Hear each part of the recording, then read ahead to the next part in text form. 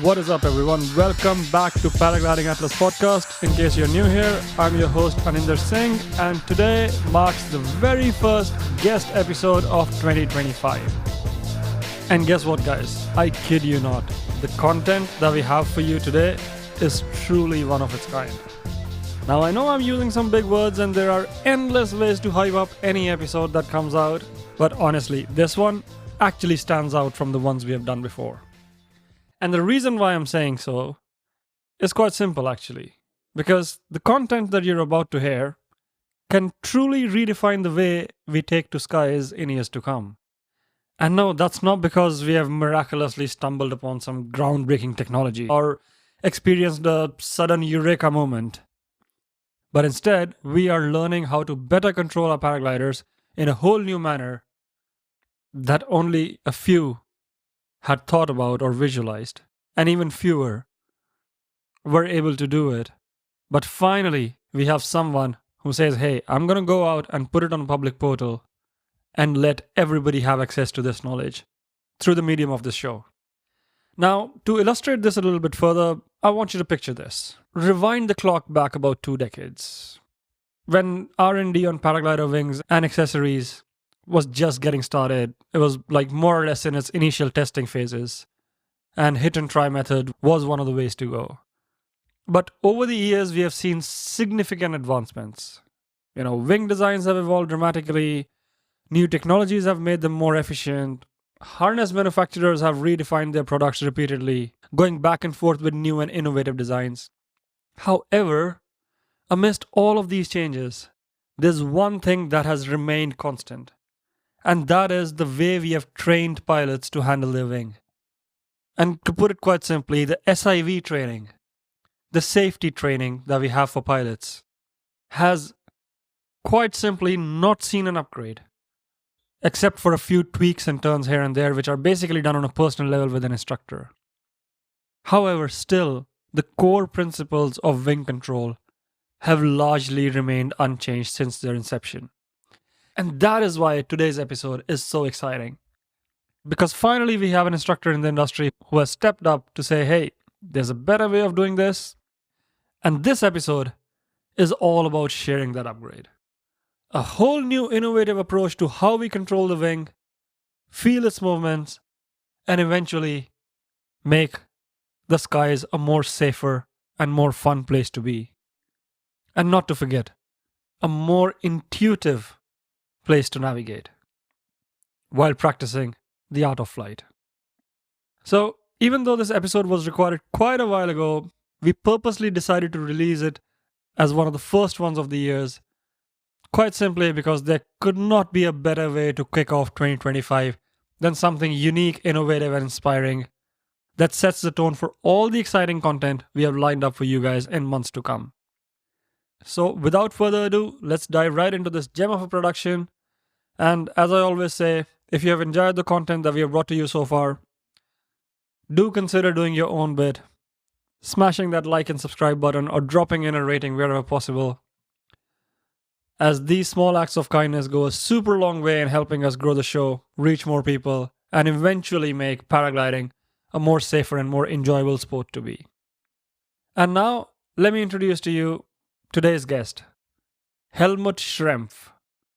A dynamic coach, an innovator of some sorts, but most importantly, someone who's passionately reimagining SIV training as we know it. And this happens to be another one of those unfiltered and honest discussions about the future of paragliding safety training. So tune in, and I hope you like it.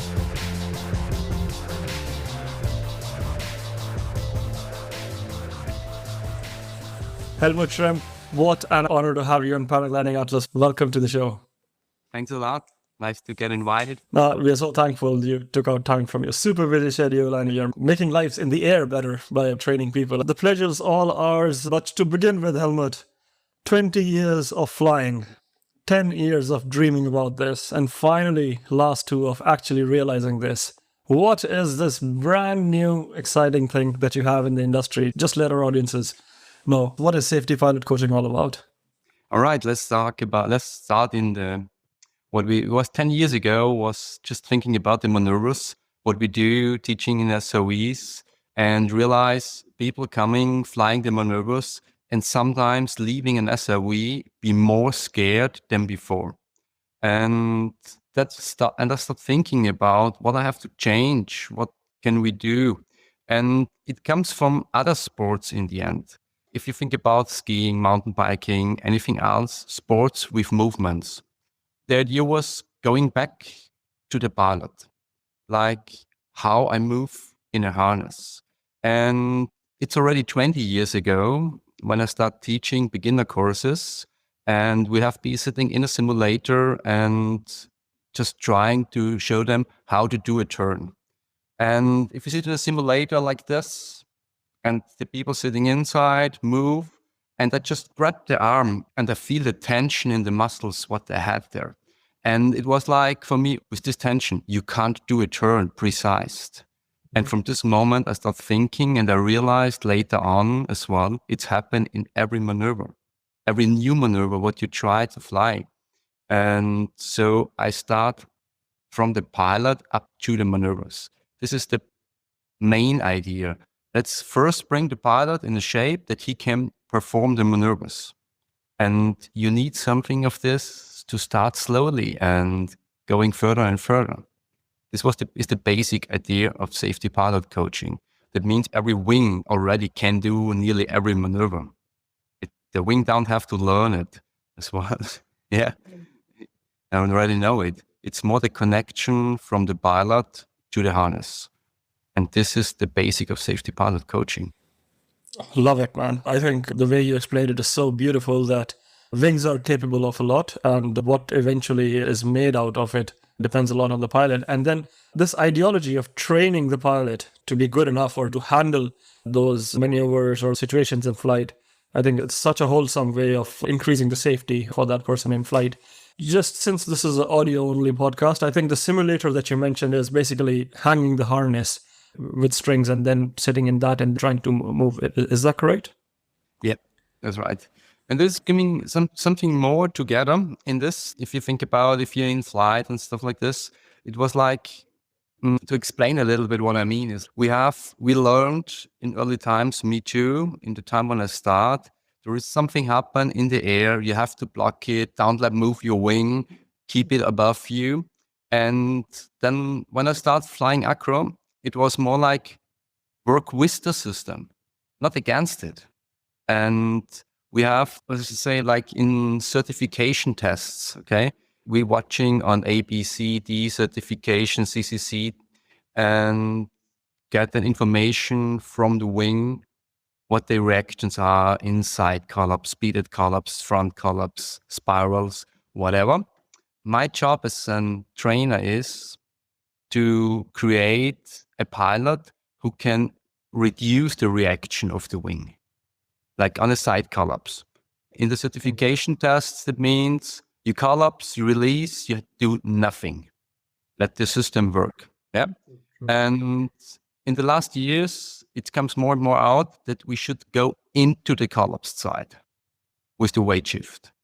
I know there's a big discussion about is it good or not, but in the end, we are based on physics. So we can't work against physics.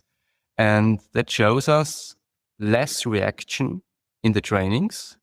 And sure, we have to be careful because we simulate collapses from pulling from down. In the true world, we are not in a clean air, we are moving air with different reactions. What should we train? We can train the wing collapsing straight above us and take a look, how can we reduce the reaction? And this is the most important thing. Work with the system. Let the system work for you and take the time and realize when can you do a right input to stabilize. And that's not all the time at the first moment. That means you cannot react on something what isn't happened. And there comes a lot of reactions out, like what we see now. We have troubles with side collapses, where people, as soon they can, steering opposite side, shifting the weight and turning in the opposite side. And I think that's getting more dangerous than the collapse by themselves. And for me, the collapse on the wing is more like a protection. It's not a bad thing. Sure, it's not nice because you can't sit straight anymore, but it's in the end, it saves us. We had many years ago, we got an acro wing, which was closing the cells when you go on the brakes. It stays inflated. It stays inflated. It was super nice for connections, but when this wing starts shooting, you wasn't able to break them, to stop them. It was impossible. If your wing shoots in front of you and you got a front collapse, you have to say thanks in the end. Because if it will shoot further, you can fall in the canopy, and that's worse than a collapse. So just out of curiosity, why couldn't the brakes hold it back? Was it like physically impossible to prevent that kind of force? The brake pressure getting that hard, and if the canopy cannot de-inflate, the air cannot go out, it stays in a solid profile. That means you can change the angle on the trailing edge, but the movement, the energy is still in. That's the good thing on a paraglider. If the air removes, destroy a little bit the profile, and you are able to stall it.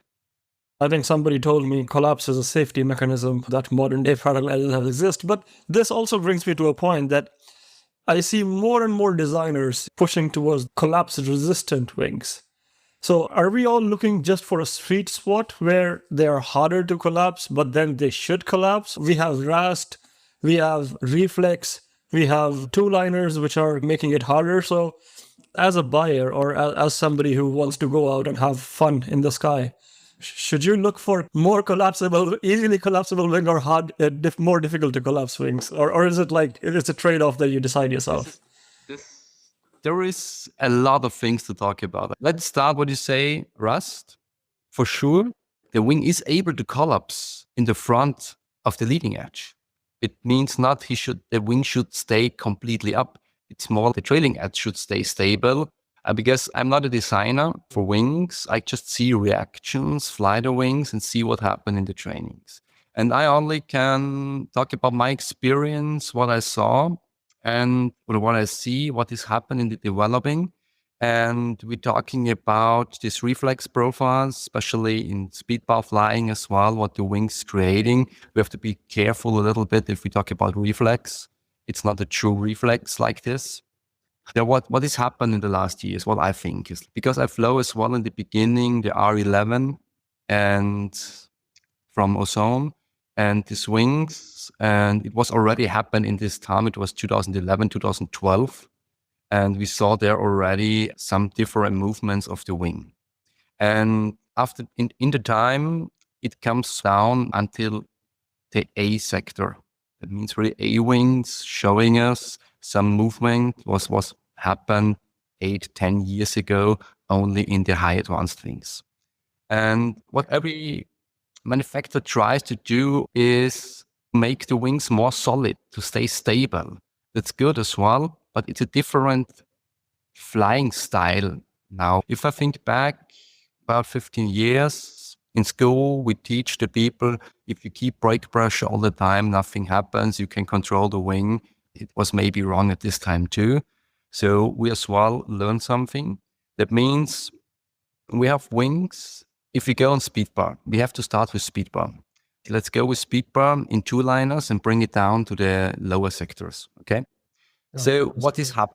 Let's talk about the two liners. If you fly on speed bar, we have to go on the B handles. That means you release the brakes, there's no brake on it, and then you go on the B handles and try to correct your wing and stabilize it or react on it. Why we have to go back to the B handles? Because we create in speed bar a little bit of an S-shaped profile. That means the shark nose, the leading edge, is working against something what's pulling upwards. They try to keep it nose down. But if something try to push the leading edge downwards, on the trailing edge, these S shapes create opposite movement and to stabilize the canopy.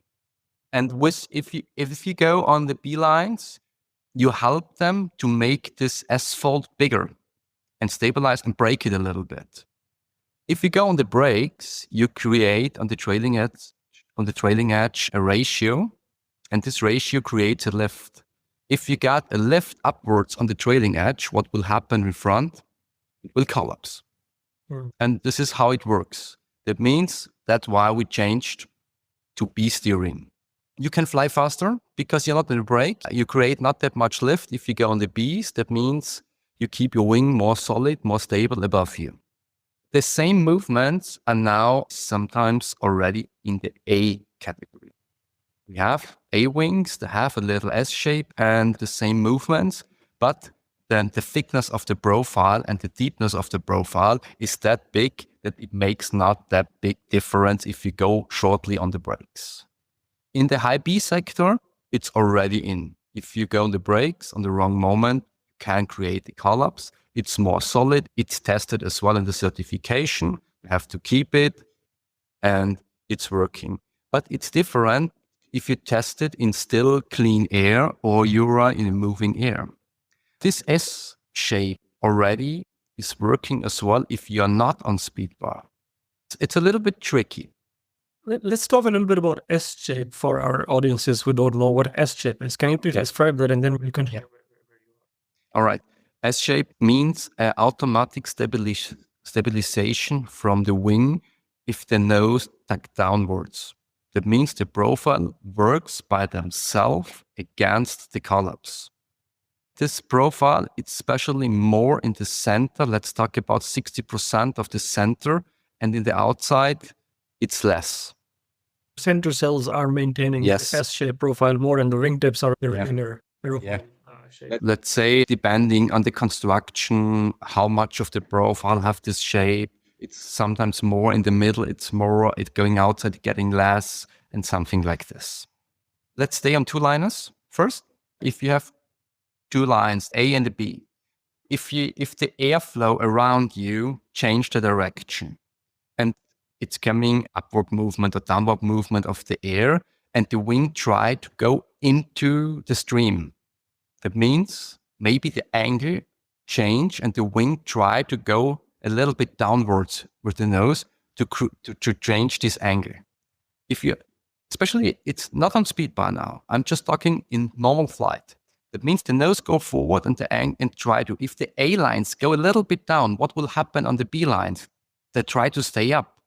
That means it's the same angle for a short moment, like you stay on speed bar. Very true. And we see that already. We have a lot of videos on Instagram, YouTube, where you see people flying with different kind of two-liners in a turn, and the outside wing try to correct the air. It's trying to, it feels like a movement forward. On the outside wing, go forward, and the pilot starts to stop it. We learned in old times, if the wing moves fast, give a short, hard input. That was the old techniques like. And this short input, if this profile tries to stabilize himself, and you pilot react and give a short input on the outside brake, you feel first there's not much resistance, nearly nothing. And in the next moment comes a lot of pressure because on the trailing edge, you create this ratio and you get a lift upwards. And this makes like the movement, you pull, you feel the pressure, you stop. And this short movements with the hard short inputs creates the lift on the trailing edge up. And then you got a collapse as well injected by the pilot. Oh, damn, this is so fascinating. I never thought that trailing the lift point goes back to trailing edge because this makes so much sense now. And this has happened on a lot of videos, and they get a lot of videos to watch and say, hey, can you take a look? What has happened? I say, yeah, it's the new wings. And there is something, you can feel it maybe, people flying in C category, high B. And as well, my girlfriend, I told her, you have two options now. Fly with more brakes on both sides, and you will feel it's more solid. It feels stable. Or the other thing is, leave your hands up and let the profile work for you. If you're a little bit on the brakes in turbulent conditions, you feel the wing is moving much more. This is a very important thing now. Keep a little bit of contact in flying. That's important to do it. But it's depending on the wing, for sure. But if you go a little bit on the brake, that means you get a little pull on the trailing edge. That means a little pull removes this little S shape. 100%. So it cannot work anymore by themselves. But to stabilize the wing, it's too less brake. That means this little breakaway, it's not nice anymore. It can make you more nervous in the air, more movement than it is in the air. So there is not anymore the time to fly a little bit on these brakes. The second thing is, if you go a little bit more on the brakes, I'm talking about 20-25% of brake in turbulent conditions. We have to learn steering differently. We have to learn steering more with releasing brakes to make a turn with releasing outside. Because if you go on turbulent condition and you're already on 25% of brake, and then you enter a turn with pulling more brake, you create a very tiny pendulum outside of yourself, right? Because you have no energy anymore in the system, or less. Please explain. Creating pendulum outside of yourself. What does that say? That means if you have about 25% of brake, you shift your weight to the inside. Then you go a little bit more on the inside brake. That means the wing goes lower on the inside and tries to make a movement left side forward. If you put on the left side, you are working on the opposite side with your body. That means you're going outside right side. It's a double pendulum. But if this pendulum is going outside and it's too less and you can't do the turn anymore because you're going just a little bit outside to the right side if you do a left turn. And if you want to turn further, your pendulum is working again, your pendulum in the center of the wing. All right? And then the pendulum is working against you because it's not stopping in the center. It tries to go to the other side. Yeah. Then you feel, why is it not turning? And you pull more on the inside.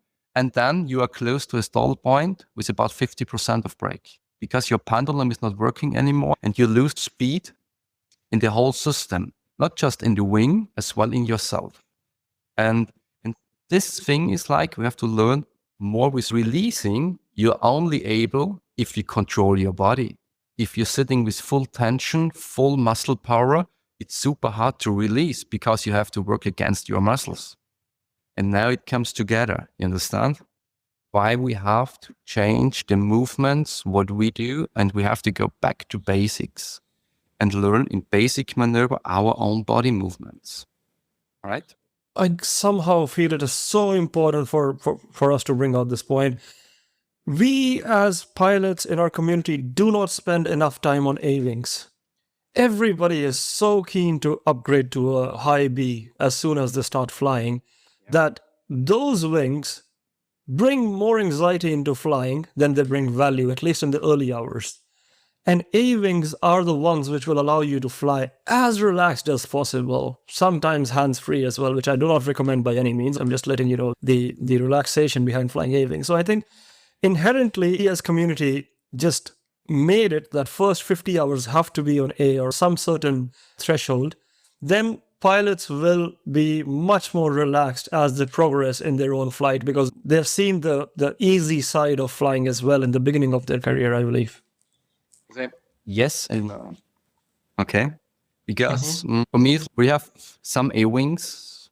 Let's talk about this. We have some A-wings. They have that long steering ways. And everyone has his own sense of movements and say, okay, if I pull my hand down about 25 centimeters like this, and I was waiting for a reaction. I'll be waiting for a reaction. If I do something, I want to have a reaction. If the first 25 centimeters happen, nothing.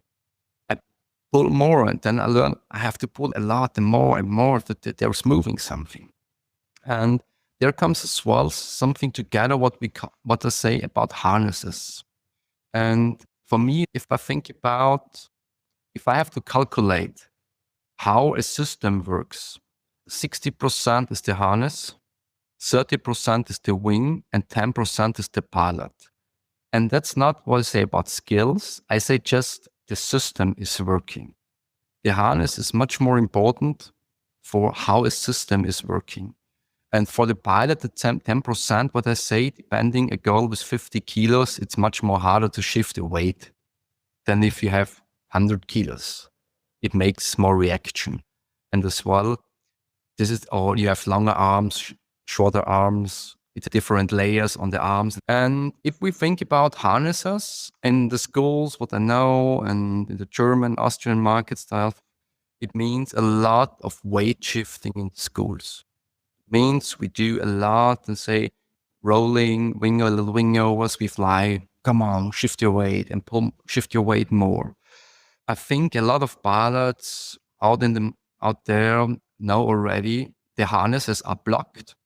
You're not anymore able to shift that much weight. Yeah, we have we have the harnesses. If I think back in the time when I started flying and did my first acro flights, we had carabiner attachment about 32, 36 centimeters above the seatboard, much lower than now. And in the competition harnesses, the cross lines block your harness for flying on speed bar. What's blocking your harness?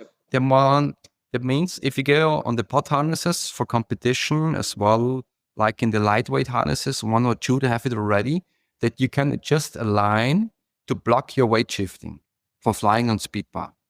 I agree. There's a setting in the harness that makes it more or less sensitive. And all the new harnesses, I have to pick out one now. It's like very easy of at once. If you try to weight shift in this harness, you will see there's not much happen for weight shifting. And the question for me was, we talking in the schools, tell the people shift more weight, and the manufacturers go there and block more and more the harnesses. For me was everyone was talking like Michi Nesler say, wow, that's hard, yeah? Because they block it more and more. We can't move the body more and more. It's harder to move the body, to shift the weight. And then say, okay, you're right. That's maybe not good. And then I start thinking what was happening about efficiency and glide range the last 10 years. A lot. We're getting faster. We're getting more dynamic in the wings. Maybe there was a communication problem. The manufacturers see if we leave the harnesses full on with weight shifting, the wings get too dynamic and are unable to control. And now we come to the problem. We learn in school, shift full weight, shift your weight, shift more your weight. Then you try it with your harness in the air and try to move your body. And then you come to a point where the harness say, and to this point you can do it, and then not. And sure, you can press with full muscle power over the harness and get more reaction. What is happen if you go over the harness from the weight shifting? You need muscle power, you need tension in the body. How precise can you use your brake? And then the people learn blocking and blocking. And instead to learn using the brake to pull it right, if you have to think like in a little roll, like a little wing overs. If you have someone with the A-wing has a little bit of feeling for the brakes and you tell them, shift your weight, pull the brake, go a little bit on it and change the side. If you do it 3 times, you are higher than 90 degrees and you're starting wing overs. If I'm sitting down as teacher, I'm scared. For sure. If it's the 4th, 5th flight and you start with these little wing overs and someone's a feeling and do it right, he's super quick, close to 90 degrees. We have the problem, say, okay, I'm scared of it as teacher. And that's right. Because after 90 degrees, it's easy to get collapses outside with drawbacks and stuff like this. But you're not learning the right movement of pulling a brake, and more important is releasing a brake. If you think about let's go back to a collapse, because I think that's a movement, but a lot of people know what is happened. If you think for a collapse, you got a 50% collapse, you go on the side, the wing starts rolling, and get a nick moment and moving forward, and you start braking the opposite side. That means you have to pull the opposite side. The wing is a little bit in front of you. And then when your pendulum works and you're on the center, you have to release the brake, right? What is the exit of the maneuver? It's not the pulling, it's the releasing moment. Right. Okay. Letting it fly, basically. Yeah, depends. Because if the column stays still in, it means you have to precise your releasing. If you stay too long on the brake, you immediately turn to the opposite side. That wasn't happened 15 years ago. Okay? This is the moment, this is the efficiency of the wings change our movements. What should we do? Why should we react differently? And it's more important, the releasing part. If you think about as well, if you do a turn, right? Just a normal 90 degrees turn for landing approach, doesn't matter.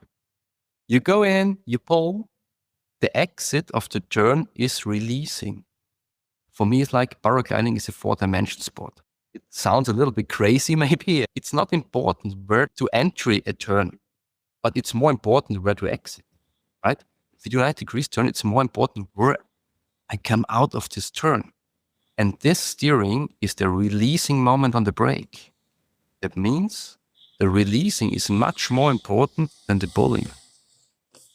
Yeah. Before we move on to the next topic, I just want to quickly touch upon the fact that when you were giving advice to your girlfriend about flying either with a little bit of brakes on or no brakes on two-liners, this does make a lot of sense, 100%. But first question, before we go to lower category wings, how do you...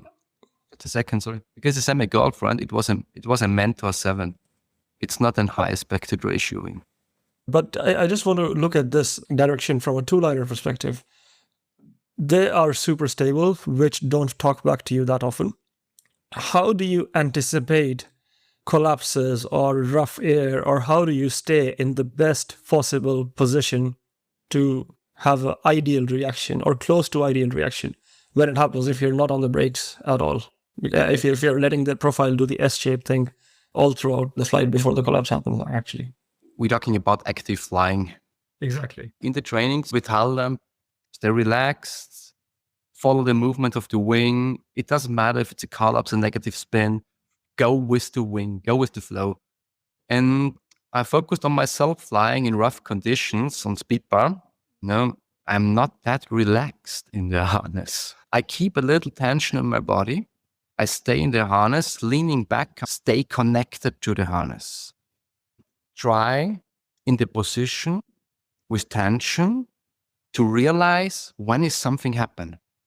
And as soon I feel I lose tension, maybe on the left side, I release my tension in the body and follow the wing. It means I stay on tension and I feel my left carabiner drop down. I lose the tension. I release my tension in the body on my hip and let the wing take from my body what he needs. Okay? And there is somebody say, I go active. If I feel I lose the pressure, I press in and say, yeah, it's working. But the question is, do you think with active pressing inside this side, the wing get exactly that what he needs? Most of the time not. And this is where people get a lot of roll moments or wing rolling moments and pitch moments out in flying on speed bar. And I hear a lot. I cannot fly straight on speed bar. I start rolling all the time. This is especially this tension. Makes a lot of sense. But let's say when you're connected with B risers, you're on bar, B riser is the most efficient way of handling it. With brakes, it's a whole different way of active flying. With Bs also, you have to put in a lot of effort in correcting or anticipating. Distortion of S shape is a little less on the B risers. I completely agree with that because they're connected at a different point in the trailing edge or in the canopy. But does it make sense to stay more active on B risers otherwise as well when you're not on the bar because they distort the shape a lot? I fly a lot of time just on the B risers without bar because it's the same. It's depending on the conditions for sure. And I use the Bs as well, just going straight away. If I want to have the full efficiency of my wing, I fly on the Bs as well without speed bar because it's working well. And there is no reason, if it's normal air, why I should go on the brakes. It's a changing of the flying style and it changed. I go on the Bs as well and I use it like brakes, just in a shorter way. And on the two-liners, depending, I I use it in a little bit ratio, pulling it back, or go a little bit on tension on the B risers. You get more rough air. I go a little bit more on tension to be on point if I have to do something. And sure, there are moments where the air is too rough and you got a collapse. If you got a collapse in the B risers, you have to do the brakes. That means that's a training moment to change it. But if you have a collapse, most of the time in the first moment, your angle of attack gets higher and you create a pendulum. If the wing is behind you, you can say thank you because you have time to release your B risers and go on the brakes. That means pendulum is a good movement because it gives you time. Oh, 100%. But what I'm wondering is, especially in high aspect ratio wing, is B-line the new brake line for optimal flying performance? It's an option to help the wing stay solid above you. Yeah, it's not the same like a brake line because you are not really breaking down or pulling down the trailing edge. It's more to help the wing to create more of these technical features what he has. Does hands-up flying exist in real-world flying conditions, or is B-riser flying the most optimal way because it lets you connect more with your wing and the corrections are easier than hands-up flying or anticipation of the corrections needed? What's your take on that? Be careful because if you go straight and want to fly on efficient, you go on B and let the wing fly. If you go on 3 liners or 2.5 liners, it's important that it has a BC bridge about connection because there is the idea because you have to, it's a little bit hard to explain without showing. That means if you have a wing who is ABC and there is no connection from C to B, that means you're just pulling down the C and you have a deep profile before you and you make a hard nick inside. There is a possibility to stall your wing. Okay. This is the hard thing, to which wing I can use the C steering. And normally the manufacturers say in the manual, this wing is contemplated for C steering. I cannot say for all, yes, use the C lines. When you do your license, you should learn steering on the C lines. The important thing is if you go for C steering without the BC bridge, a connection between these 2 risers, you have to be very gently on the C lines. Makes sense. Another question just popped up in my mind about the minimum sink. A lot of times while I was progressing in the sport, there was a point of minimum sink with a little bit of brakes and flying, that kind of a thing. How do we apply the concept of minimum sink when we are on 2 liners or on B risers? It's interesting because I think the minimum sink rate is not anymore on this 20% or 15% of brake. If you look about, I think we should start from best glide ratio. That's in the middle category of BC that changed the position of minimum speed. A lot of pilots are now using weight shift on the outside and keep more brake on the inside, or some of them as well steering with BC on the outside.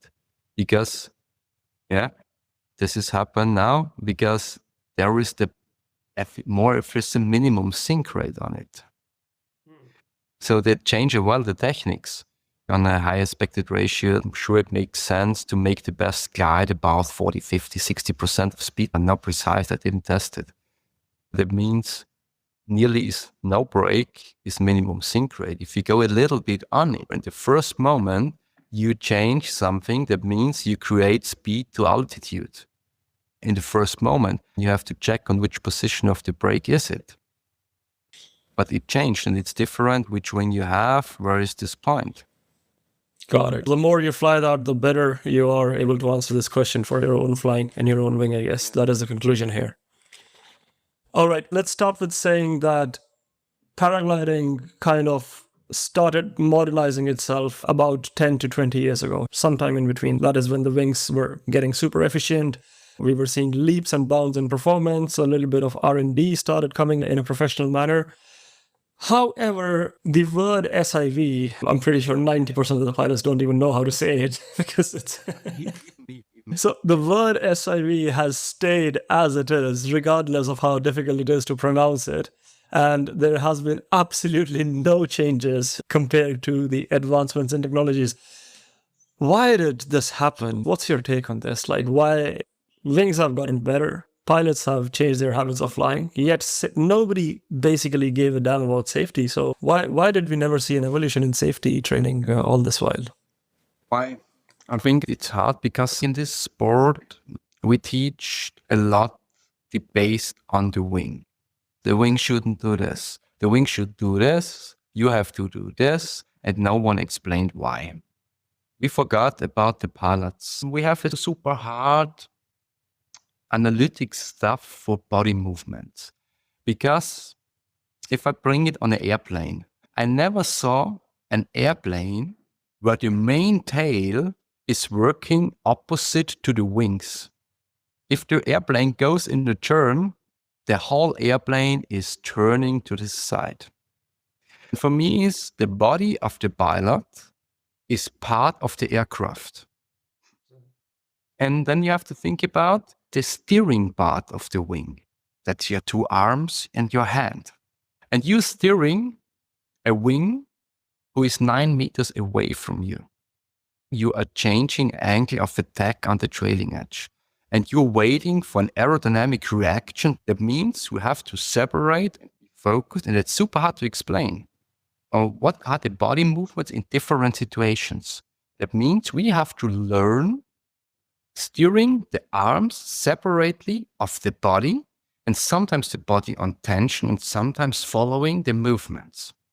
Then about tension in the shoulders and back. And there was no one who was thinking about this complicated movements of the pilots. Everyone was saying, you have to pull there, you have to pull there, and that's it. And it works. It's not a problem. It works. It's not wrong what we did until this time.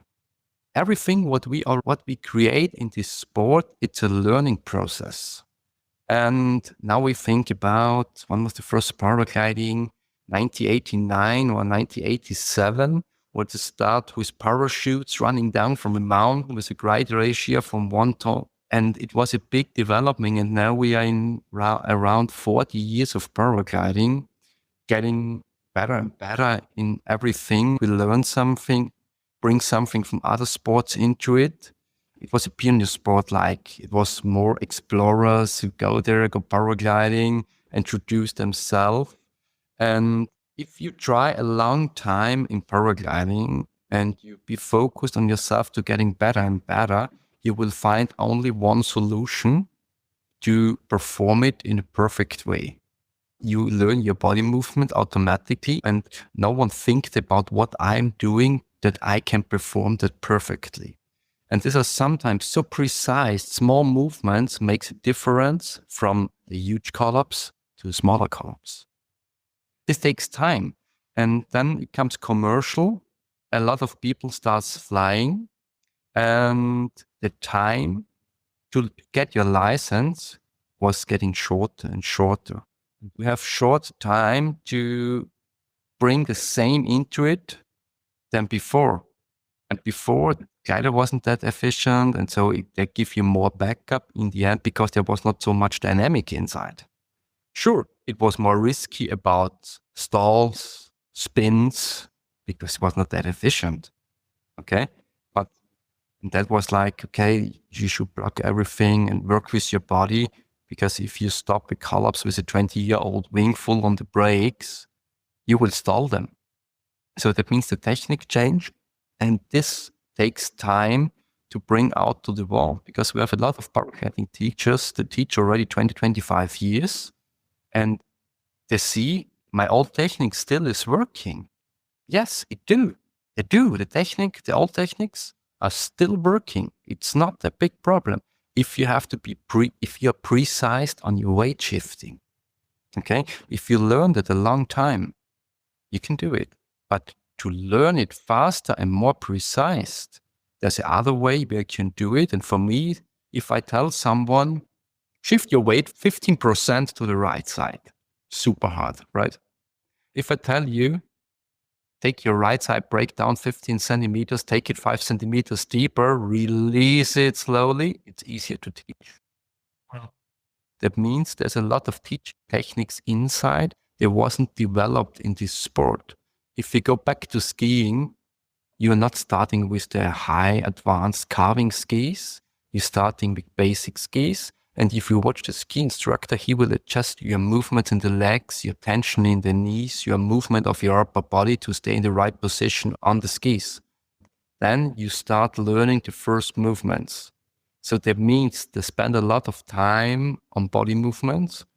We never did that in the sport. We did it just in tiny things, like in stalls where we say, keep tension.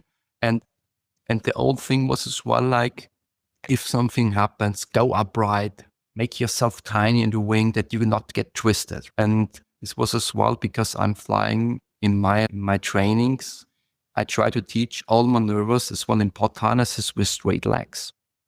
And Wow, that is great. yeah, because it's like you fly the harness in this position. So learn to use it. And it was last week, I got a guy comes out and tried to fly SAT, sure, with straight legs. And he overpulled the entry. He get full spin in with straight legs, no twist at all. Because the twist is not coming from straight legs. Sure, there is more resistance and stuff like this. It makes a difference. But the most twists are coming from a block tip. It means if I have a negative spin, and if I say, okay, I have to follow now because it's happened. You can't change it in this moment. It's happened. And if your hip following a negative spin, remove the pressure from the positive side. That means you are following with the wing. When I say go with the wing, you can't change it now. And now you have to exit it. And that calls releasing. And not just hands up. It's bring your hands up and bring it from negative to positive flying, controlled releasing. And what happened with this is we got a lot of problems in spin stalls, speeded collapses, until we changed the techniques. I had this year about 20 trainings weeks. I have about 5 or 6 rescues. Okay. And nearly, I would say 85% of this students as well fly stalls and spins. If I think at the old time, we had 3 to 4 rescues per training week. Wow, that's quite a difference. This is the result. There is much more behind than just to do the maneuvers like this. For me, it's more like start with super small collapses, learn a movement and learn you can react on it. You can change the reaction with your body movements. And this changed in the last years more and more, and I can see the results. I get the response from people outside. They say, hey, I'm still training it. I use the stall to clear a cravat. Someone told me last time, I got a huge collapse close to the wall, and it was so hard to get into it because he say, I go into it as well if I fall to this wall where I'm flying, but I got it corrected and it wasn't a problem. And then I see it makes sense in the trainings. It's not about to destroy the wing and hopefully it's flying again. No, you got a chance to repair it. Not all the time, depend on the situation of the metrology about the turbulences and rough air, but you got chances if you train yourself and not the wing. That makes so much sense. I think I'll let our audience process that for a minute. What I'm wondering is, I think we might have covered a lot of the points for this question in our talk earlier, but fundamentally, the normal SIV is teaching us to control the wing, and safety pilot coaching is teaching us to control ourselves and the wing. What's your take on the define? Hold on, please, with this. There are a lot of good SIVs. Okay? So what I see is that doing good things, and for me, was it to change the name precise on that to give a wake-up call and say, don't pull just the maneuvers. Think more about the pilots. Go to each pilot where he has to step on his next step. I see some trainers are not flying anymore. Okay? if I'm not flying by myself anymore the maneuvers and go with the techniques and try to think, it's for me as well, it's hard because I work a lot and I have to stay on time with the maneuvers and try to new things and try how it reacts. Especially I can't fly all the combinations we have on the market. And it would be great if we could create something international to bring experience together and find new concepts to create it better and teach the people better for safety. That means it's not just this SPC is the maximum of everything. It's just a beginning of thinking differently, more for the pilots. Okay? And this is for me very important message. I don't want to stay there and the Schrempf is SPC or something like this. This is a very important message because there are so many good trainers out there, and we start slowly get connected to each other and talk about discussions, podcasts like this, bring us together, because it's super hard to talk with French SOE trainers or with other ones, because about language as well, like English is not my native language. It's hard for me sometimes to find the right words. But in Turkey, I saw some trainers teaching nearly the same concept with movements. They show it. But if they do it intuitive or on purpose, very think about. But there are a lot of potential what we have to bring together to bring the sport up and make it more safe. 100% agree, man. And that is one of the reasons, as you mentioned earlier, that Paragliding Atlas exists, to bring out such knowledge to the audiences, regardless of where they are in the globe. So massive thank you to you and all our listeners for being a part of this tribe I'm building here. Keeping on with the topic, how do you assess when a new pilot comes to you? Let's dive right into the action of how SPC works. So day one, somebody is signed up, shows up with all its kit. What is your to-do list? How do you take it from there on? So in short, the first is I take a look at the adjustments of the harnesses. Let's start with the pod harnesses. I explain how this works, the difference of weight shifting, about releasing tension in it, how to work to deal with the different layers in this harness. And for me, I think a lot of people fly with too much tension in the pod harness. I show them the different movement in a simulator, how to follow in a turn. What's the difference? If you block the hip, you will feel it immediately. There's a lot of them that go first and show them the difference. Now I tell them press on this leg, see the difference, and say, what? It's really completely different. Then I show them the body movements, the right pull movements. What a difference. Every pilot has a different movement. Somebody have a problem with the shoulder, can't do this movement. Okay, let's find a way to absorb it. And they come together. And then the next thing is we go to theory. And I do a lot of theory. Because for me, it's not important that you can remind everything I talked about, because I try to talk about 20 years of flying in short time. For me, it's important that you understand why it is like this. And then we go for flying, watch the videos, and start basic maneuvers, pitch pendulum. This maneuver, you can learn so much.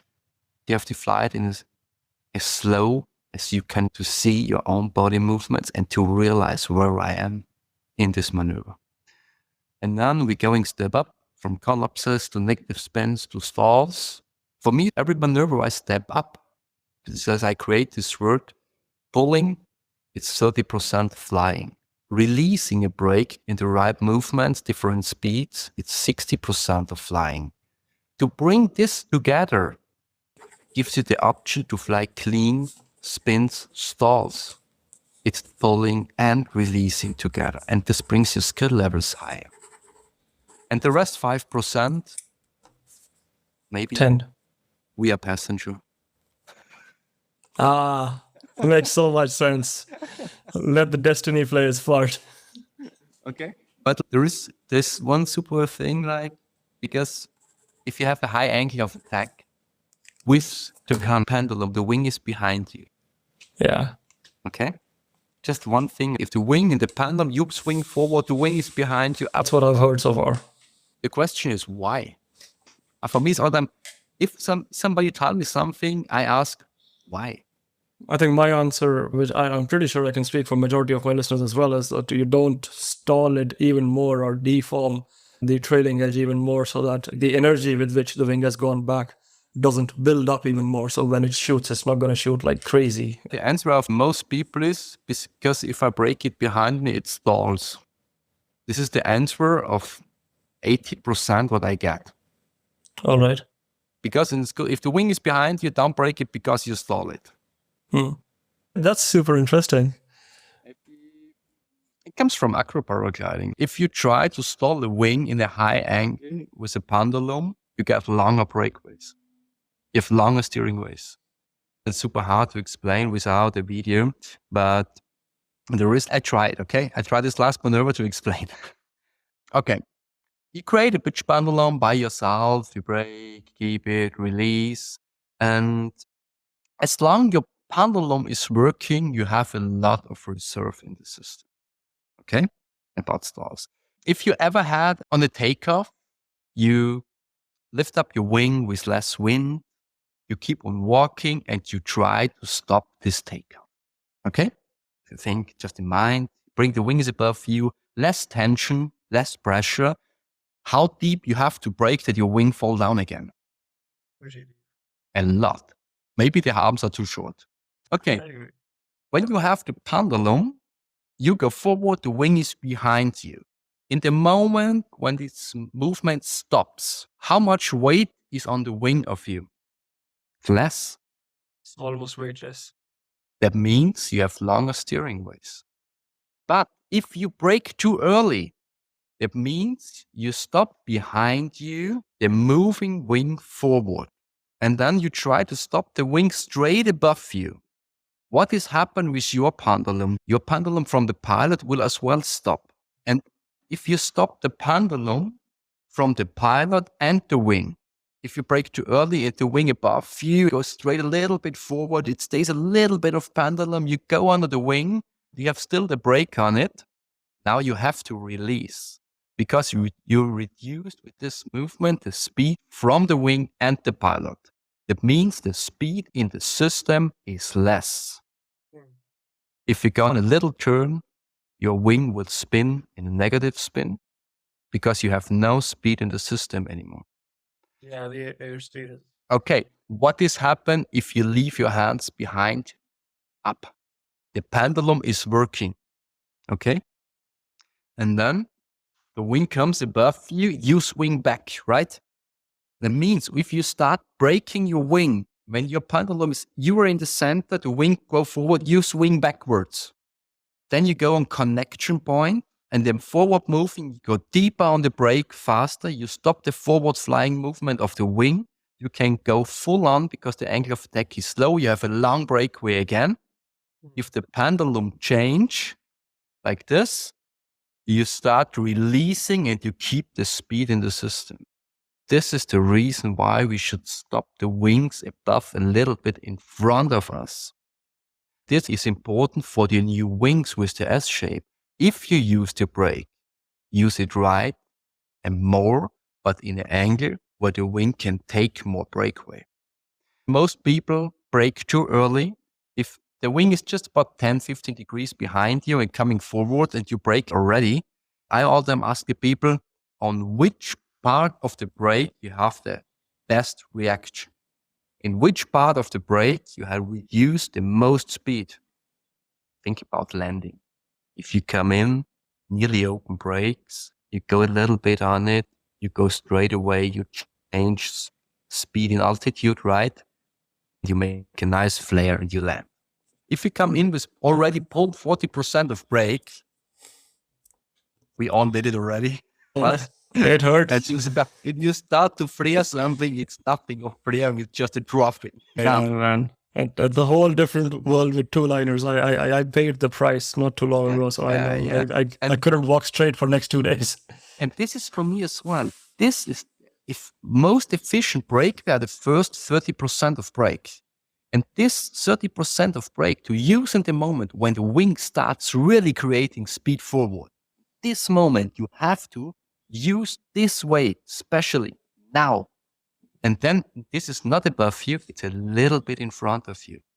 And that means I need connection point in the pendulum. And when he starts really pulling forward, in this moment, I used 30% of brake, reduce the maximum I can reduce on the brakes. And if the pendulum goes further, I can brake slowly deeper and support him. It doesn't matter if it stalls in front of me. But when the pendulum change, I'm going back under the wing. I have a long way to releasing and keep the speed in the system. And on the pendulum back and releasing the brakes, the angle of attack get higher. That means the chance of a collapse is less. Okay. Interesting. It's a lot. But maybe we are your podcast. Yeah, this has to be. I can try and publish this video as well if it works on Spotify platforms, but we'll see. I feel like I should meet you in person with all my camera gear and stuff like that to make this more enriching rather than just an audio one. I did a lot of this, like this French exit one in this trainings from exit from high winger was in straight climb up. Yeah. You have a long time to think about what you're doing there when you climb up. It feels like a minute, but it's a 3-4 second climb up. And the people stop the wing too early and get more shoot out. I tell them, hey, wait. And most of the time they go in contact a little bit, break 15% of brake and the pendulum stops.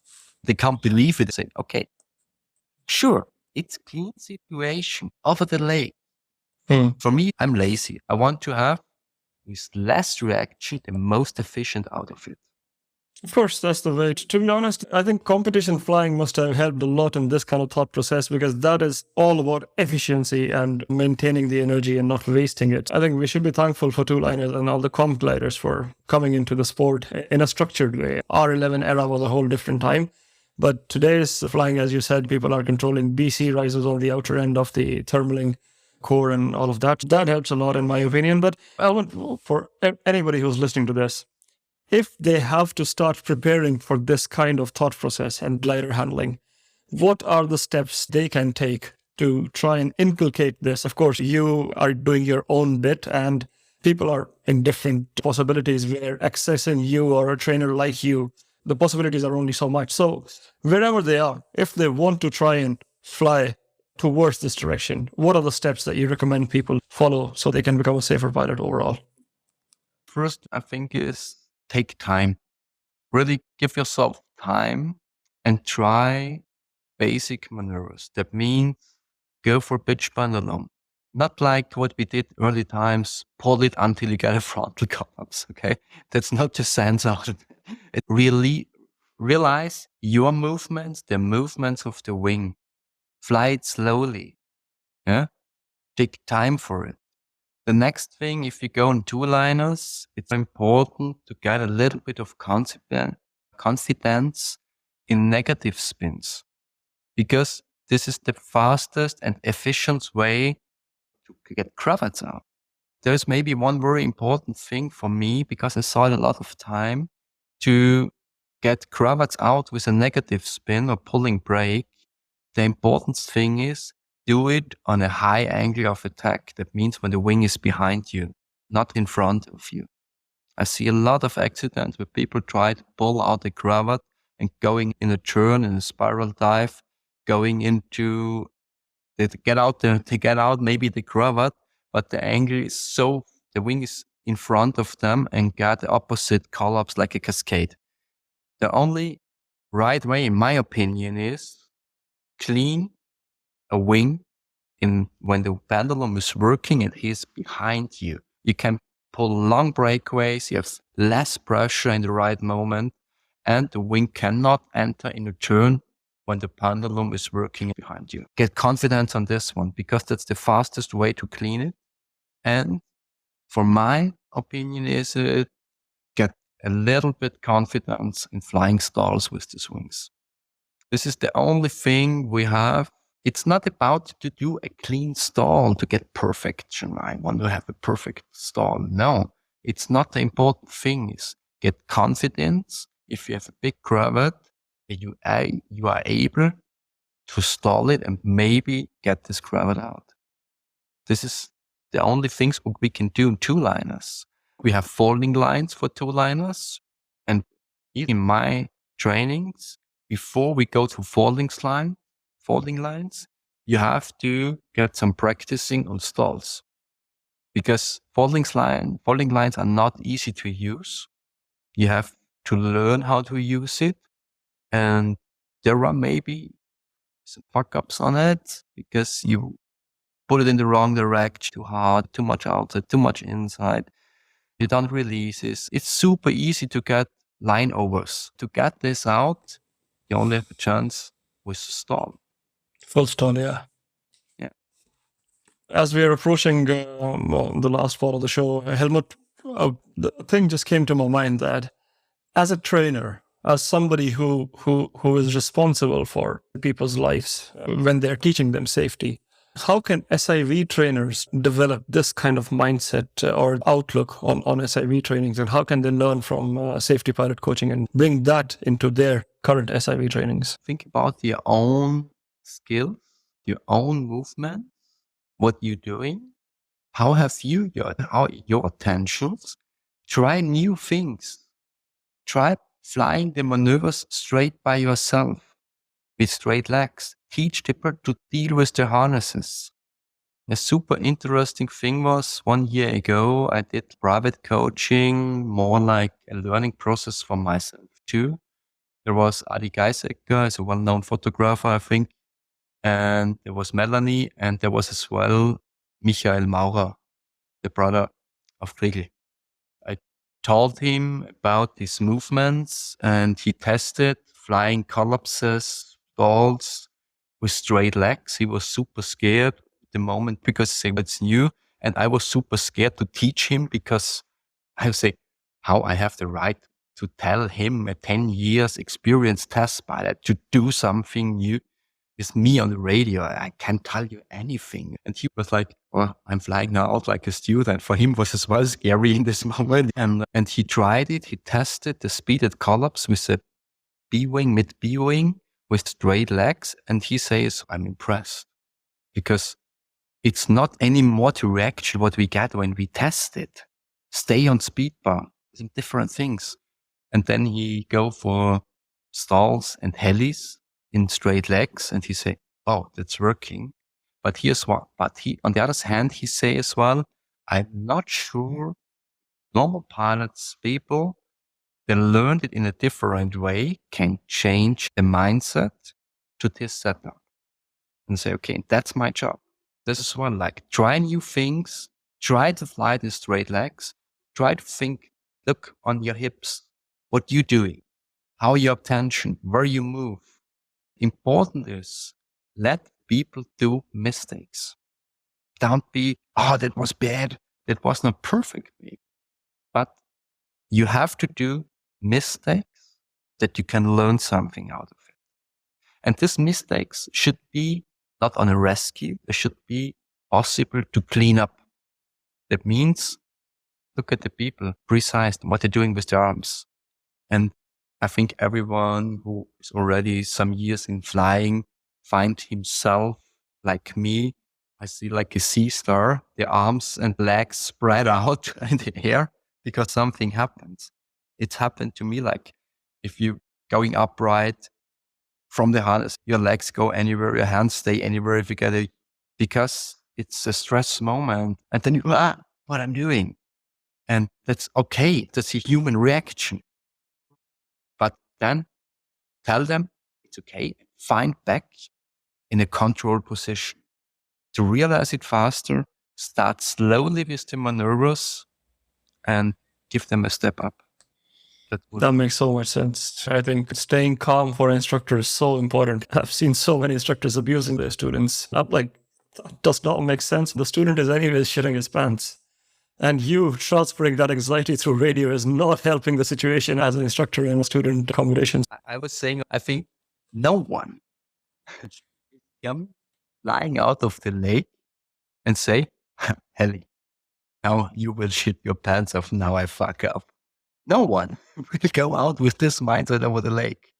And so my option, if someone fucked up anything, I want to, hey, come on, keep calm. I want that he's keep on turning again to doing something And if it's back to basics, but he have to keep on going, that he see, okay, it was a mistake. It happened.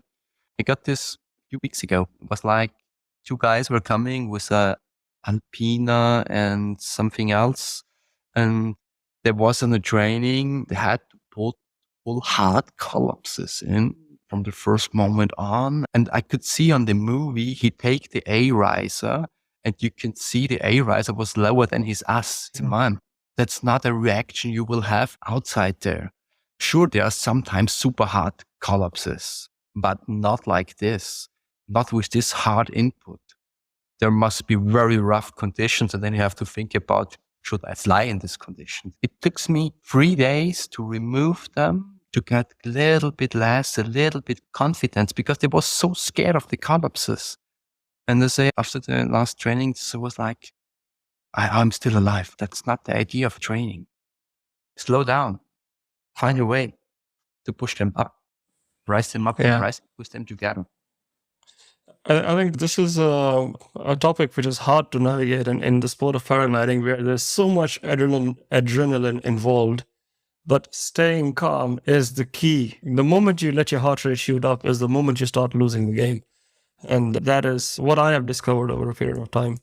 But I want to talk quickly about maneuvers, the philosophy we have understood, and how to have a mindset while getting into this new style of coaching.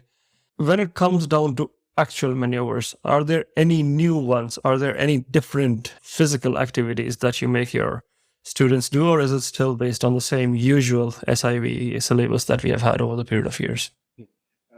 Sure, the maneuvers are still the same. We have the wing overs, we have the side collapses, we have the ears, we still have a B-stall. We have a lot of fun. Spiral, we have different kind of the stalls. We create the spin stall to get into a flying back position.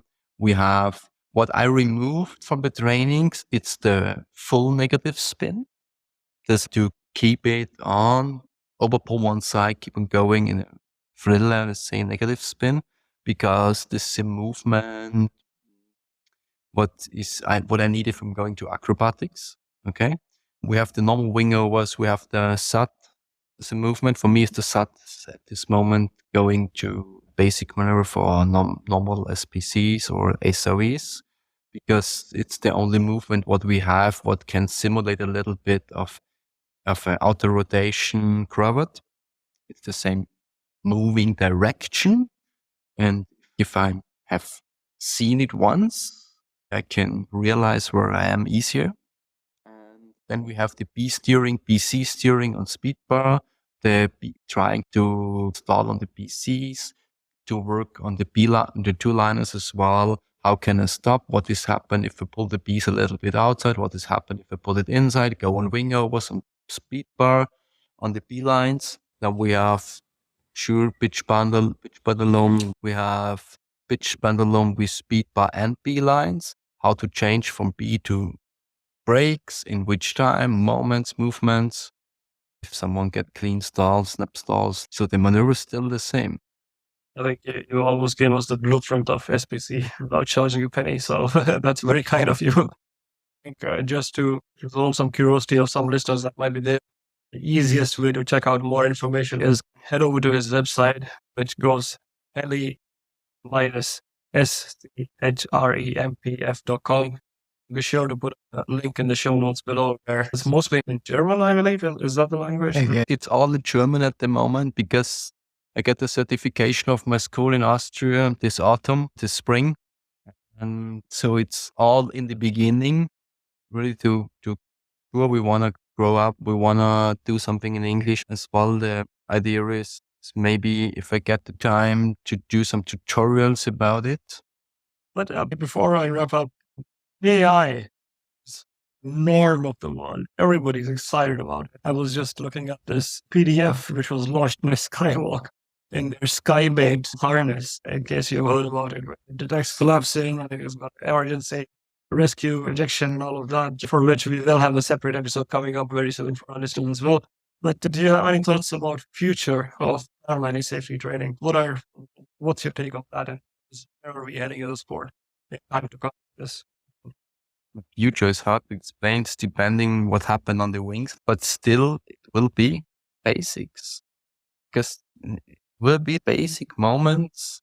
People say, "Well, I don't want to go into with my X1 into a training because I destroy my stuff." And they're right with what they say, because there could be some scratches, there could be a harder impact if a snap opening or something. But what I can say from my one, if you step up slowly, the risk is less. Or maybe we get anytime some certified trainings where some companies say, "Hey, I will give you 3x1, I give you 2 Entos, I give you that." People come and train with these wings. We tried something with Nova this year where we say, okay, we want to introduce the Codex, the C2 liner, for people who want to change to do an SIV or an SPC with this wing. And we got these wings from Nova for using it for the SPC, for the pilots.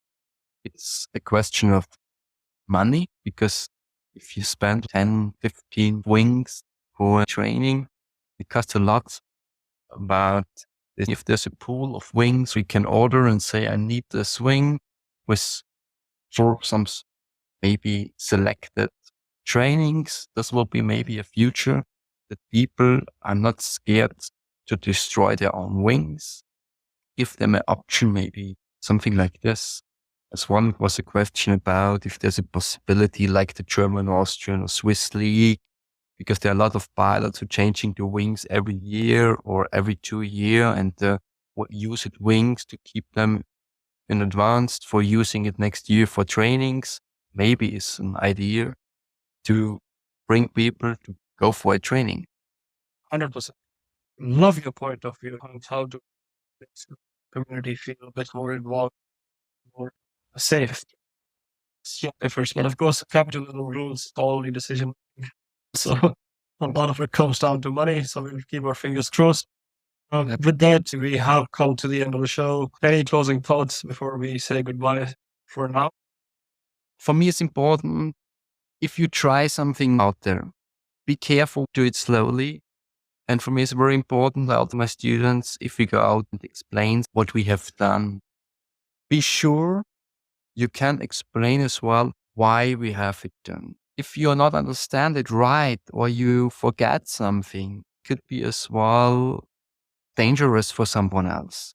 It means if you're not understanding clear what we mean of this angle of attack and break there, think about, take your time, make it sense for yourself. If it makes sense, try it slowly, but don't go out and say, he say that and do that. You know, it's really, this is what I say in my trainings. I say, guys, I told you, explained to you based on physics. It's good, I know. Now you have to go out and prove what I told you, test it. Let's watch the videos. Let's find if there is a wrong angle, a wrong body movement, why it was happened. If we can find it and you can understand it, let's repeat it. If there are some movements, maybe 1-2 times in every training, where I say, sorry, I can't see it on the movie. I can't see it on the analytics. I'm sorry, I don't know. Yeah? But the important is, you have to understand it. If it makes no sense for yourself, don't do it. That's the important thing. Someone comes to me and say, Edit, do it like this. I say, why? And if there's no sense behind, don't do it. This is the important thing. I think listen to your intuition. That is the key here, and that is what you are bringing out. Because, of course, if you have the knowledge to follow up your actions, then it's a lot more intuitive, and then the confidence levels and the end results are much, much higher. Got it, Heli. On that note, heartfelt thanks for bringing out this brand new concept to our audiences and to the paragliding world out there. Needless to say, cannot wait to dive deeper into this with a more holistic manner in a video tutorial or some sorts of like that, which we will connect on. But for now, it's been an absolute honor, Heli. That's it. It was a super nice, super pleasure to be in your show and the podcast. And thanks for trusting me, for listening to me, and Hope to see you soon.